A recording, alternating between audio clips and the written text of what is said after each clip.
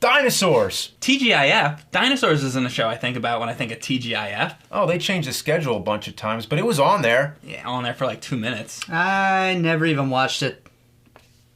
Well, you guys then. Let me take a wild guess here. The first thing you think of when I say Jim Henson is wholesome, family-friendly entertainment. Well, if you thought that, you'd be wrong, because Jim Henson doesn't explicitly make children's material. I mean, take a look at The Dark Crystal or the original Muppets. Yeah, the Muppets weren't always for kids, folks. Take a look at how Kermit got his start. You have any Wilkins coffee in your house? No. You know, a house isn't a home without Wilkins coffee. Wholesome, family-friendly entertainment, folks. Now, what if I were to tell you that, in some way, Jim Henson was the original pioneer for one of the most adult shows ever made? South Park. Now, let me be clear. Jim Henson himself never worked on South Park. In fact, he was dead by the time it came out. But I like to think that he helped pave the way for it, with his show, Dinosaurs. Dinosaurs was part of ABC's TGIF lineup. You know, where the likes of Full House, Perfect Strangers, and Family Matters aired.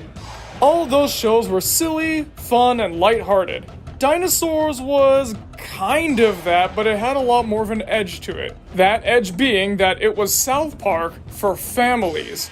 On paper, it did everything that South Park did.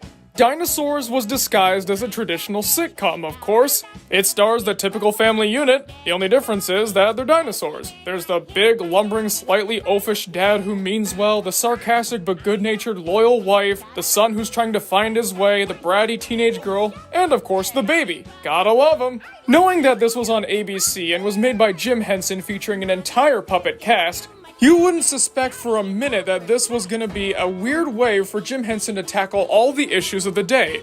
Much like South Park, everyone gets attacked for anything. Despite the fact that Dinosaurs was made for a family audience, off the top of my head, the things that they covered were nuclear warfare, coming out as gay, Barney the dinosaur, old school traditions, starting war in general, not just nuclear war, and there's a lot more that I'm not thinking of right now, but trust me, it's all in there. The thing that amazes me most is how these are able to stay relevant into today's society. I know, a show about dinosaurs is more contemporary than half the things on TV right now, right? That's totally insane. It's especially amazing given how long these episodes would take to make. For a frame of reference, South Park is usually able to make their episodes within 6 days. The creators decide to do this in order to keep the simplistic animation style and, most importantly, to keep their thumb on the pulse of the general public to see what issues are popular, so that way they can attack them with full force. Dinosaurs didn't have that luxury. I mean, look at this. Not only is it a puppet cast, but all the sets are extremely intricate and well crafted. This would not take 6 days to make. And I have 2 reasons for how Dinosaurs' humor is still able to be relevant, in fact, maybe even a little more relevant, in today's day and age. For one, they tackle issues that have always been in the public eye. Like war, for instance. There have been hundreds of wars in the past, and unfortunately, there's going to continue to be more wars in the future. It's unavoidable. Luckily, Dinosaurs is able to poke fun at war, which is almost impossible, by showing us the apparent roots of how this whole thing came to be. I'm not kidding. How it came to be is someone decided to come up with a plan called We Are Right. Or, of course, we can't forget this one, the episode where the son has to come out to his family as vegetarian, and it's a big parallel for coming out as gay. For one thing, they don't take any mean pot shots, it's just some kind of clever, silly farce. And secondly, this one's a little bit more speculation, honestly, but it seems like they predicted the big cultural change that was about to happen. See, they were able to start talking about this stuff in the 1990s, not accept it yet, but start talking about it. So only with time was this able to mature and get even funnier. I mean, let's be real, half the joke of this is seeing these colorful, family-friendly looking dinosaurs talk about such taboo subjects. But the point of Dinosaurs, at least in this facet of humor, is to take a look at the craziest, most outlandish parts of humanity, or the very controversial elements in our society, and have a little fun with them. Unlike South Park, it doesn't do it in a mean way where you feel attacked, but it's justified because everybody else gets attacked.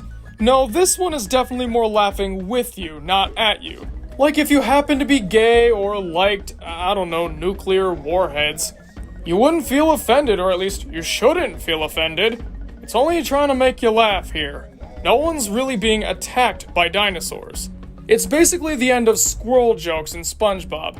He's going after everybody, but he's doing it in a way that wouldn't really hurt anyone because it's so bizarre and strange. And then the other aspect of what Dinosaurs does is making fun of pop culture icons.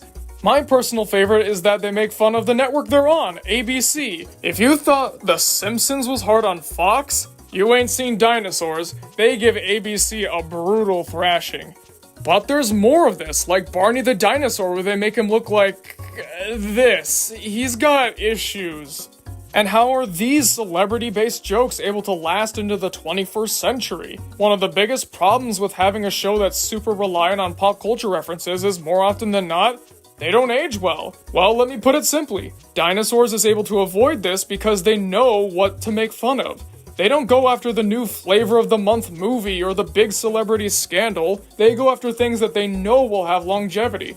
You're not gonna see Dinosaurs go, "Oh, remember that crazy movie in 1993 that no one remembers?" I guess in some way, that's part of the benefit of having these episodes take so long to make. Unlike South Park that has to capitalize on the new fad of the week, Dinosaurs is able to sit back and think about, is this subject gonna be popular in a month? Is this subject gonna be popular in a year? Hey, we were gonna write an episode about this, but hey, no one's talking about this anymore, let's change it up. Other shows like Family Guy or even South Park are guilty of this. South Park has an excuse though. Family Guy just says, hey, it's not popular anymore. Oh well, they'll laugh at us. And I must say, this show took me completely by surprise. I got introduced to it in about 2014 and I thought it was going to be just another typical TGIF sitcom. But then when I actually sat down to watch it, I was blown away. And that's when I put two and two together on how this was exactly like South Park.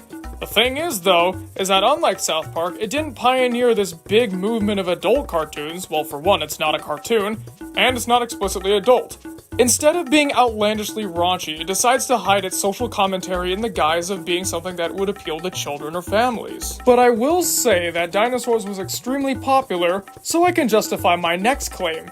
Maybe this is what inspired a lot of other shows to start talking about the subjects of today. Turn on the TV right now to Nickelodeon or Cartoon Network and you'll see pop culture references aplenty for things that are going on in this day and age. Movies, video games, TV shows, all of it is covered by every show out there. And then this leads me to the part that I have to make extremely clear. We see reboots all the time, right? I think it's a scientific fact that there's a new reboot announced every 10 minutes. So would a reboot of Dinosaurs work? No, absolutely not. For one, all the creative team has either moved on or died, and it's not special anymore. Like Animaniacs, everybody does what made it popular.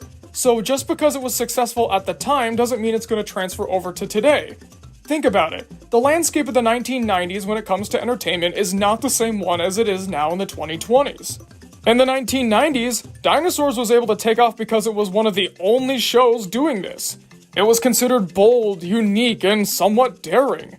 But now, that's basically a staple set of humor for any sitcom out there now, or even any cartoon. How is it going to be any different? How is it going to be special?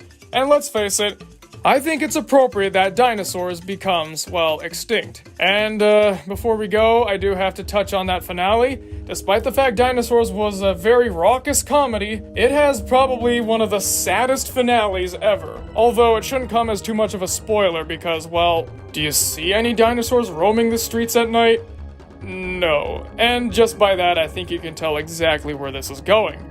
But from beginning to end, Dinosaurs was a very daring show that paid off tremendously, and in my mind, helped pave the way for South Park. So if you're a kid out there and you're too young to watch that TVMA rated show, consider giving Dinosaurs a try.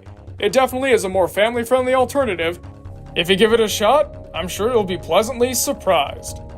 Well folks, thanks for watching the video. What'd you think? Have you seen Dinosaurs? And does this sound like South Park for families to you? Comment below and let me know because I'm always excited to hear what you guys have to say. This was a special review because our editor, Billy HL, suggested this. See, we came up with this new idea for a segment called Billy's Choice. Wherever you're on his birthday, he's gonna pick out one review for us to do. And, well, he picked this one even though it's not his birthday. We actually missed it because he wasn't the editor at the time, but hey, we're making up for lost time. And he picked Dinosaurs and I was more than happy to do it. Thank you all for watching.